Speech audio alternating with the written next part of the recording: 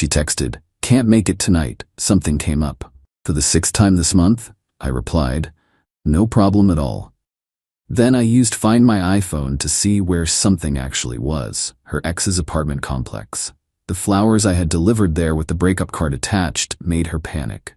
Original post: I, 35 male, had been with Jessica, 33, for about 18 months. Not married, but we'd been talking about moving in together. She had her place, I had mine. Seemed like the natural next step. Until last month when the cancellations started. First time, "Sorry babe, work emergency, rain check?" Second time, "Mom's not feeling well, need to check on her." Third time, "Migraine came out of nowhere." Fourth, fifth, and tonight, the 6th time this month. "Can't make it tonight, something came up."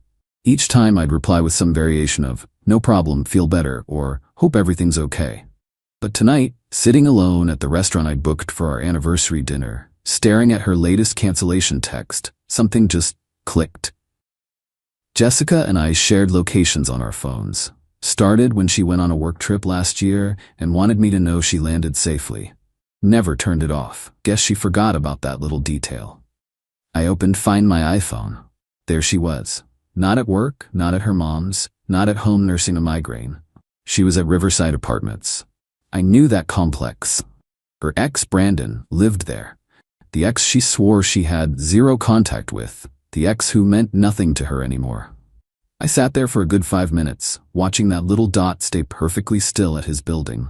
The waiter asked if I was ready to order. "Yeah," I said. "Just the check for the wine, please." On my way home, I passed a flower shop that was still open. Had an idea. One of those ideas that comes fully formed, like my brain had been working on it without telling me. "I need a bouquet delivered tonight," I told the florist.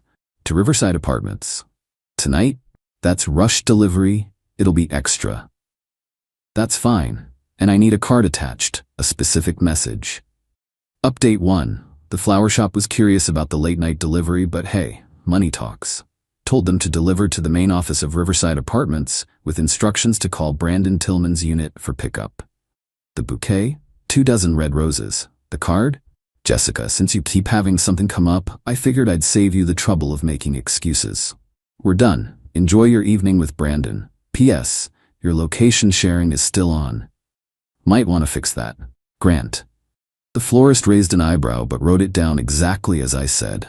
Paid extra for delivery confirmation and a photo of recipient. Then I went home and did something I should have done weeks ago. I started connecting dots. Her phone was always face down lately. She'd been working late a lot, but her paychecks hadn't shown any overtime. She'd mentioned that casually, complaining about her boss. She'd been weird about making plans, always wanting to play it by ear. My phone exploded about 40 minutes later. "Jessica calling, declined. Jessica calling, declined. Jessica calling, declined." Text: "Grant, please answer." Text: "It's not what you think." Text: "The flowers were delivered to the wrong place." Text: "I'm at my mom's. Please just let me explain." I turned off read receipts and went to bed. Well, tried to. Mostly laid there thinking about how I'd been planning to ask her to move in next month. Had already been looking at bigger places. Thank God for Find My iPhone, I guess. Next morning, checked her location. She was at her apartment. Then I checked Brandon's Instagram. We weren't friends, but his profile was public. News story posted at 2 a.m. A photo of red roses in a vase. No caption, just a thinking emoji. The balls on this guy. Jessica showed up at my apartment around 10 a.m. I watched through the doorbell camera as she stood there for 20 minutes, knocking periodically, calling my name. Her eyes were red, makeup smeared. She'd clearly been up all night. "Grant, I know you're in there. Your car's here. Please just give me 5 minutes." I stayed quiet. Eventually she left. Then the texts from her friends started. "Megan, what did you do to Jessica? She's hysterical." "Seriously? Flowers with a breakup note? That's cold." "Vanessa, Jessica made a mistake, but she loves you. Don't throw away something good over a misunderstanding." A misunderstanding. That's what they were calling it. I replied to Vanessa since she was the most reasonable of the bunch. Misunderstanding? She was at her ex's apartment when she was supposed to be our anniversary dinner. Her location showed her there for 3 hours. What exactly am I misunderstanding? Vanessa. She was just talking to him. He's been going through stuff. Me. Ah, yes, the kind of talking that requires canceling 6 dates in a month. Got it. She didn't reply. Update 2. Jessica ramped up her efforts. Started showing up at my work. Security wouldn't let her in, badge required, but she waited in the lobby. For 4 hours. My coworkers were eating this up, watching through the glass doors as she sat there with coffee and puffy eyes. Dude, just talk to her, my colleague Rob said. She looks destroyed. She looked pretty comfortable at Brandon's place 2 nights ago. Maybe there's an explanation? Rob, what explanation makes this okay? Please, I'm dying to hear it. He didn't have one. Finally went down at lunch mainly because my boss was starting to give me looks about the distraction in our lobby. Jessica jumped up when she saw me. Grant, thank God. Please just listen. You have 2 minutes, and we're talking right here in public. She glanced around at the people pretending not to watch. Can we at least go outside? 1 minute 50 seconds. Okay. Brandon texted me last month. His dad died. He was struggling, needed someone to talk to. So talk on the phone. He was really messed up, Grant. Drinking, talking about doing something stupid. So call 911. Call his mom. Call literally anyone except the girlfriend who swore she had no contact with him. I was trying to help. By canceling 6 dates, by lying about where you were, by sneaking around. I knew you'd react like this. I actually laughed. You knew I'd react badly to you lying and sneaking around with your ex, so you lied and snuck around with your ex? Brilliant logic, Jess. It wasn't like that. Nothing happened. Your location was at his apartment for 3 hours, on our anniversary. We were just talking. Here's the thing, I don't care if you were talking, playing Scrabble, or conducting a seance to speak to his dead father. You lied. 6 times minimum. You chose him over us, over and over. We're done. Grant, please. Time's up. I walked back inside. She stood there for another hour before security asked her to leave. That evening, Brandon called me. The audacity of this man. Bro, you need to chill, he started. Bro, we're not bros. You're the guy sneaking around with my girlfriend. Ex-girlfriend, he corrected. And I wasn't sneaking. Jessica was being a good friend. A good friend who lies to her boyfriend to hang out with her ex? You got an interesting definition of friendship. Look, man, Jessica and I have history. Sometimes people need closure. Closure takes 6 secret meetings. What are you closing, a mortgage? You're being a dick. She chose you, didn't she? No, Brandon, she chose you. 6 times this month. I just made it official. Whatever, man, your loss. Funny thing about that, I can see her location right now. Guess where she is? Silence. That's right, your apartment. Again, tell me more about how she chose me. He hung up. Update 3. The entitlement escalated dramatically over the next few days. Jessica's mom, Diane, called me. Now, I'd always liked Diane. Thought she was reasonable. I was wrong. Grant, sweetheart, Jessica explained everything. This is all a big misunderstanding.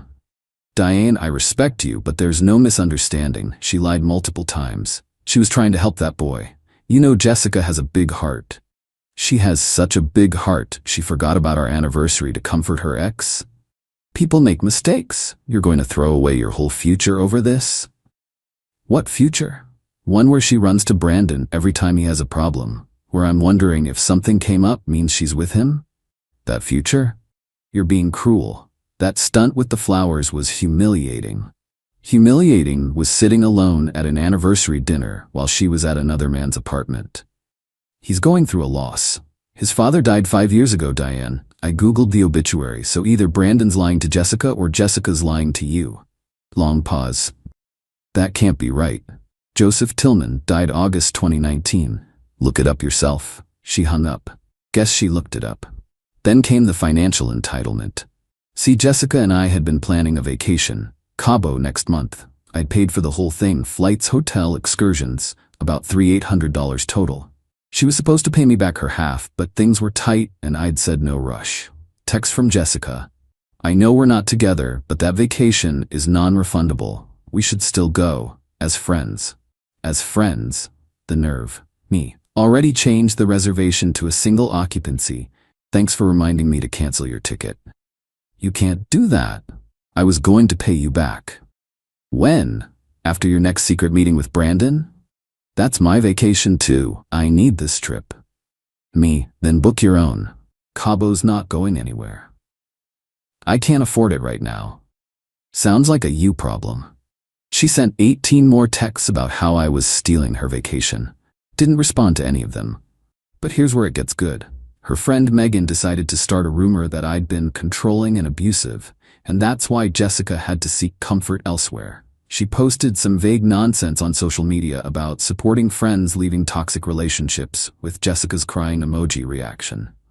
So I did something petty. Maybe too petty, but I was done with the high road. I posted the screenshot, the Find My iPhone map showing Jessica at Brandon's apartment. Timestamp clearly showing our anniversary dinner time. Caption: when you think she's at work, but Find My helps you find out where she really is. PSA: if you're gonna cheat, turn off location sharing. The comments exploded. Mutual friends who'd been getting Jessica's version suddenly had questions. Lots of questions. Wait, she said she was at her mom's that night. Brandon? The ex-Brandon? Didn't his dad die years ago? Jessica called me screaming. You posted our private business? You made it public when your friends started calling me abusive.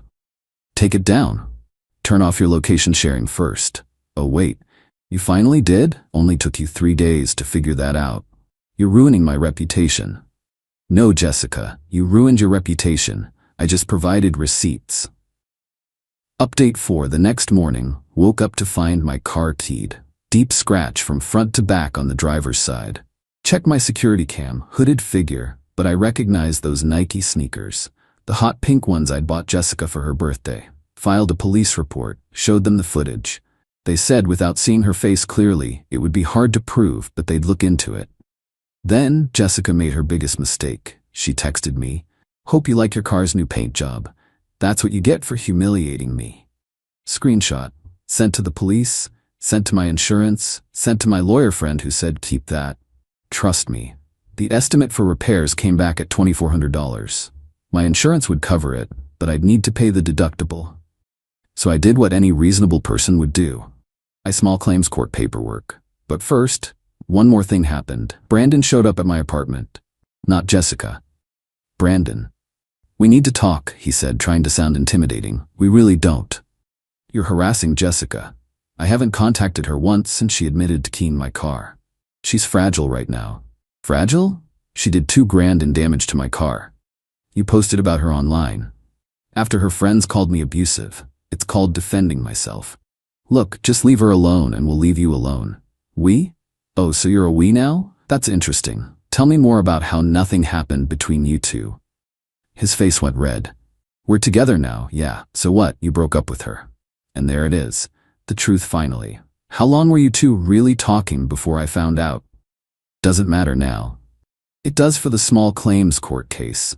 Emotional distress, you know, finding out my girlfriend was cheating, not just lying. You can't prove anything. I held up my phone, recording.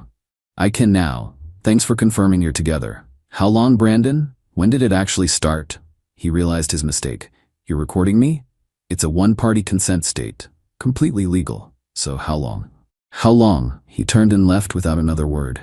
Jessica texted an hour later, "You recorded Brandon without consent. That's illegal. I'm calling the cops." Me. One-party consent state. Google it. See you in court. Court? Me. Small claims, car damage plus emotional distress. Your boyfriend just admitted to the affair on camera. My lawyer says I have a solid case. Radio silence after that. Update 5. Final. The small claims court date came up 2 weeks later. Jessica showed up with Brandon. Big mistake bringing him. The judge did not like that. I presented the security footage of someone in her distinctive shoes, keying my car, her text admitting to it, the estimate for repairs, screenshot of her location at Brandon's during our anniversary, the recording of Brandon admitting they were together now, text records showing the pattern of cancellations and lies. Jessica tried to argue I'd emotionally abused her by posting her location online. The judge asked, "Did you lie about your whereabouts?" It was complicated. Yes or no? Were you at this man's apartment when you told the plaintiff you were elsewhere? Yes, but, and did you damage his vehicle? I was emotional. That's a yes. Judgment for the plaintiff, $20,400 for vehicle damage, $600 for court costs and time off work. Jessica started crying. Brandon stood up. "This is bullsh. Sir, sit down or be removed," the judge warned. "She can't afford that." then she shouldn't have damaged property. Outside the courthouse, Jessica approached me one last time. Grant, please, I can't pay this. Payment plan's an option. I'm sorry, okay? I'm sorry for everything. I loved you. No, Jessica. You loved having me as a safety net while you figured things out with Brandon. That's not true. Your location that night wasn't the first time you were there, was it? She looked at the ground. Yeah, that's what I thought. Brandon stepped forward. Dude, you won. Just let it go. I am letting it go, as soon as she pays what the court ordered. We're going to appeal. My lawyer friend who'd come for moral support laughed. On what grounds? She admitted to the damage in writing. They left. Jessica paid the first installment a month later, $200 a month for the next 15 months. Last I heard through mutual friends, Jessica and Brandon moved in together after 2 months. She caught him texting his other ex 3 weeks later. They're still together, but working through trust issues. The irony is delicious. She tells people I was emotionally abusive and controlling. Most people who know the whole story don't buy it.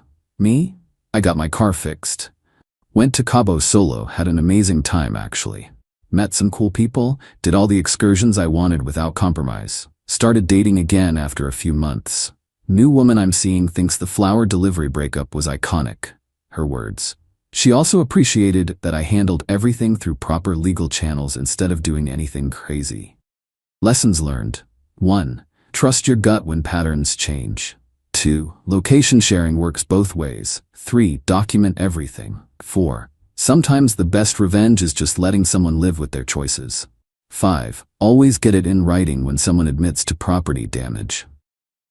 Oh, and Jessica still has 8 payments left. Every month when that money hits my account, I think about how she could have just been honest. Could have just broken up with me like an adult. Could have not keyed my car. But hey, something came up, right? The funniest part? I still get notifications sometimes. Jessica's payment of $200 has been received. Brandon's probably paying it. The ex she ran to now has to pay for the damage she did over him. Poetic justice? Maybe. Expensive lesson for her? Definitely. Worth it to find out who she really was before we moved in together? Absolutely. Sometimes the bullet dodges you. You just have to be smart enough to stay out of its way.